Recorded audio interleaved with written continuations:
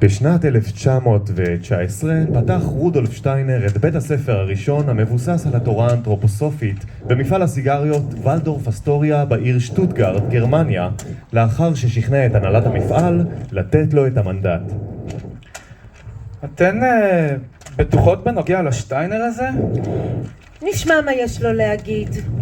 הוא משאיר לי הודעות קוליות כבר שבוע, שמשמעות הדבר בתקופתנו היא שהוא עומד ליד האוזן וצועק. בסדר, הגיע הזמן שייכנס.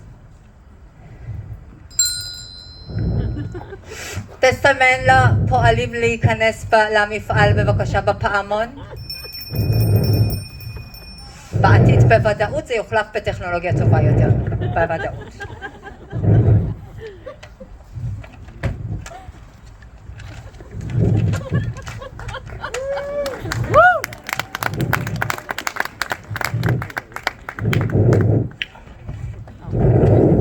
שטיינר, אתה רשאי לדבר.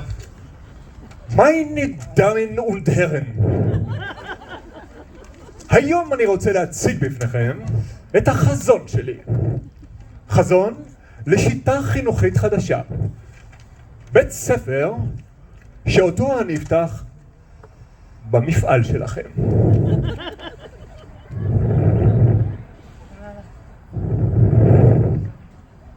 בית ספר? מפעל סיגריות? כן, זהו החזון שלי. חזון שבו נהיה חופשיים לחנך את הדור הצעיר בתורות החשובות בעולם. אני מבינה. אתה מתכוון שהילדים יהיו משכילים, ילמדו את המקצועות החשובים, קריאה, חשבון, מדעים? לא, לא. אז מה הם ילמדו? אוריתמיה. מה זאת? מה זה אוריתמיה? אף אחד לא יודע. ובבית הספר הזה ילמדו גם מוזיקה. מצוין. נגינה זו דרך מצוינת לפיתוח המוח. כל אחד ילמד על איזה כלי שירצה. לא. בכיתה ג' ילמדו רק כלי קשת. בכיתה ה' ילמדו רק כלי נשיפה. ומה בכיתה ד'? שום דבר. לפי החזון שלי, ילדים יוכלו להמשיך להישאר ילדים ויתחילו ללמוד רק בגיל 7 ורק אם הם נולדו לפני מאי. כי שנת הלימודים תתחיל במאי? בספטמבר. וככה יהיה גם בגני הילדים? לא, שם נלך לפי ינואר. ואיך נגייס מורים לשיטה החדשה הזאת? לא נגייס. מה זאת אומרת לא נגייס? נחכה שבועיים עד תחילת שנת הלימודים ואז נזמן. זה נשמע לי כמו שיטה מאוד לא אחראית. ובכל זאת זאת תהיה השיטה והיא תעבוד רוב הזמן. ומה יקרה אם היא לא תעבוד?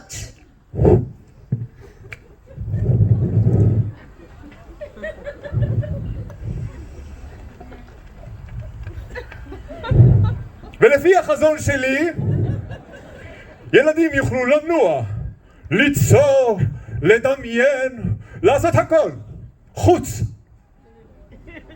מלשחק בכדור. זה הם יוכלו לעשות רק באמצע כיתה ג' ורק בכדור מספוג. אני מבין. ככה הילדים יוכלו להתרכז בללמוד, וההורים יוכלו לעבוד. כמעט. הם יצטרכו להתנדב. להתנדב למה? למה לא? אני חולם שההורים יהיו חלק בלתי נפרד ממערכת החינוך.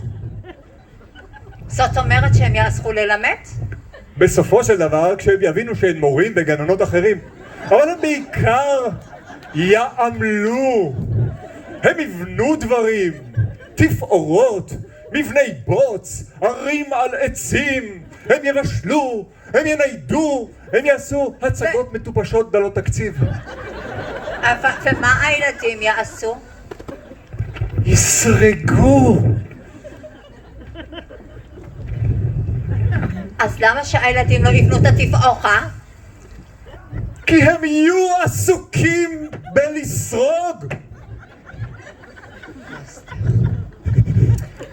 אבל לכל הורה יהיה תחום אחריות משל עצמו, וזה יקרא מנדט. מנדט? ומה יעשו אנשים שיהיה להם מנדט? בעיקר ישלחו הודעות כועסות בקבוצות הוואטסאפ. מה זה קבוצת וואטסאפ? את לא רוצה לדעת.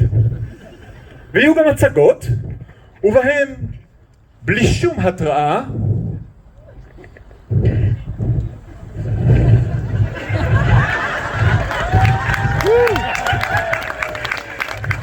שחקנים שונים יגלמו את אותה הדמות.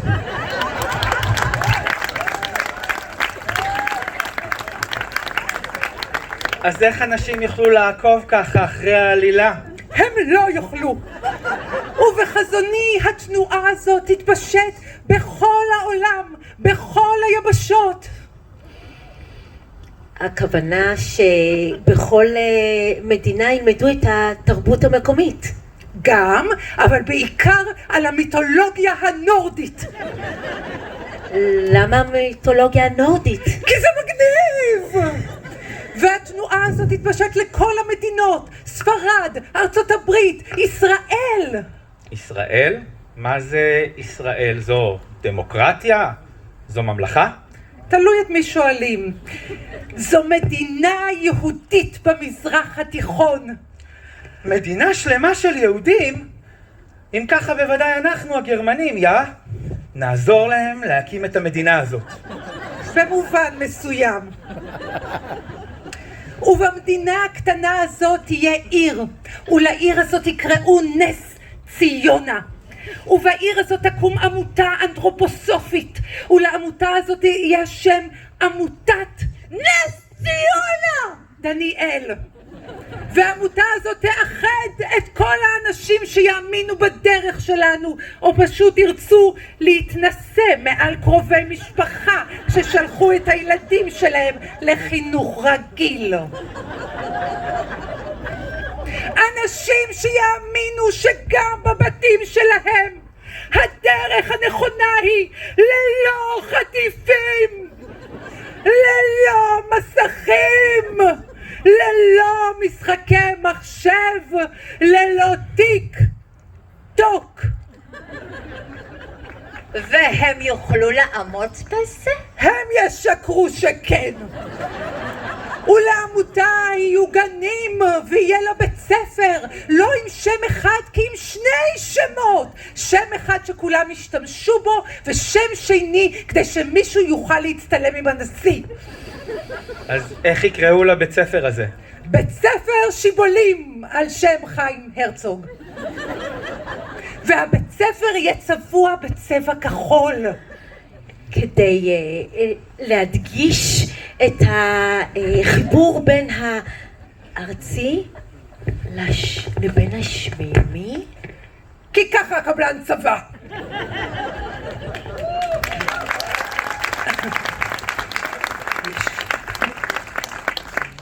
ויהיה גם תיכון, ובו ממוצע הבגרויות ב5 יחידות מתמטיקה היה גבוה בארץ. כי השיטה תוכיח את עצמה. כי ייגש לזה רק תלמיד אחד שיודע מתמטיקה מהבית. ומי ינהל את העמותה הזאת? מתנדבים מהקהילה שיהיו מקובצים במה שיקרא ועד.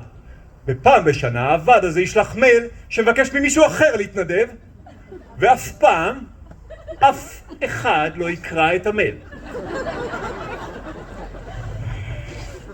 ויהיו גם הצגות, ויהיו גם פעילויות קהילתיות כמו הצגות, מפגשים, אלא אם תהיה מגפה, מלחמה, או סתם יום עם קצת גשם. וכל חברי הקהילה יזמו וירצו להשתתף בכל הפעילויות הללו? הם יעמידו פנים שכן. אבל בסוף יהיה רק הורה אחד מכל כיתה או גן שיכריח את כל השאר לעשות דברים. סטטיסטית, שם המשפחה שלו יהיה טנליך או פרימן. גם בישראל לכולם יהיו שמות אירופאים? סטטיסטית בקהילה הזאת, אבל בחיי שיהיו אירועים, ולכל אירוע יישלח לינק ואנשים ימהרו להיכנס לטבלת האוכל, כי אף אחד לא רוצה להיתקע עם מגש פירות. כי בפירות יש הרבה סוכר?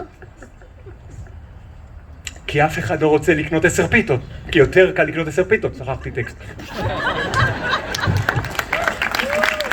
ובכל אירוע יהיה שולחן שלם מלא בעוגות טבעוניות, למרות שבכל הקהילה יש בערך 3 טבעונים. טבעונים? מה זה טבעונים? אלה בדיוק האנשים שבאים עכשיו לבמה להתלונן על הבדיחה הזאת. ולמרות שיהיו אין ספור אירועים, לאף אחד, אף פעם, לא יהיה שולחן מתקפל. אבל השיא של חיי הקהילה יהיה הפיקניק השנתי. שיתקיים בכל שנה? פעם ב4 שנים, לפעמים 5, אבל כל שנה יהיה את מצעד הלמפיונים שיתקיים בפארק האופניים. שזה יהיה פארק שלם שמוקדש לרכיבה על אופניים. אפילו לא קרוב, חורשה עם 20 עצים שאנשים יקראו ליער ויבואו להדליק במדורה, למרות שאסור להדליק במדורה. אז איך ידליקו מדורה? הם יקראו לזה סאג'. והעמותה הזאת תלך ותגדל עד שתחגוג 25 שנה ועדיין תהיה בתיכון, כי אצלנו מתחילים ללמוד מאוחר. אוקיי, מר שטיינר, החזון הזה באמת נשמע יפה, אבל אני עדיין לא מבין למה מפעל סיגריות צריך בית ספר. כי ילדים אולי לא ידעו קרוא וכתוב, חשבון, אנגלית, אבל בחיי שהם ידעו לעבוד עם הידיים.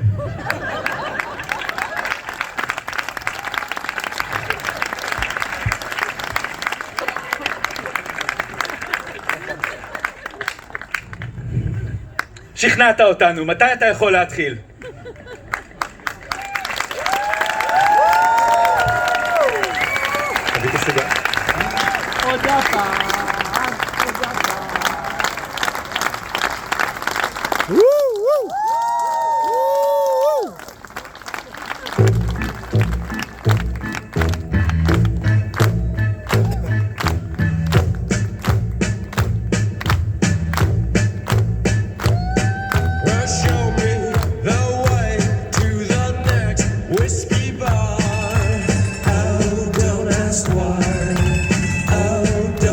Why?